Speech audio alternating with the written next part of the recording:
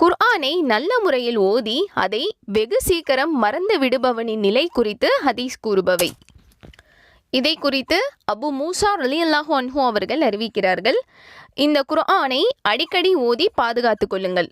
முஹம்மதின் உயிரை தன் கையில் வைத்திருப்பவன் மீது சத்தியமாக திரும்ப திரும்ப ஓதி அந்த குர்ஆனை பாதுகாக்கவில்லை என்றால் அந்த குர்ஆன் கயிற்றில் கட்டப்பட்டுள்ள ஒட்டகம் அந்த கட்டிலிருந்து விலகி விரண்டோடுவதை விட மிக வேகமாக உங்கள் உள்ளங்களில் இருந்து ஓடிவிடும் என்று நபி ஸல்லல்லாஹு அலைஹி வஸல்லம் அவர்கள் கூறியுள்ளார்கள். நஊது பில்லா. நம்ம அன்றாடம் குர்ஆனை ஓதுறோம், அதை மனனம் செய்கிறோம் அப்படிங்கிற விஷயத்தை விட குர்ஆனை நம்ம மனதில் இருந்து எந்த அளவுக்கு தெளிவாக நம்ம ஞாபகம் வச்சுருக்கோம் அப்படிங்கிறத உணர்த்தக்கூடியது தான் இந்த ஹதீஸ்.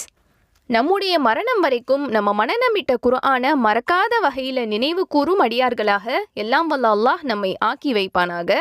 ஆமீன்.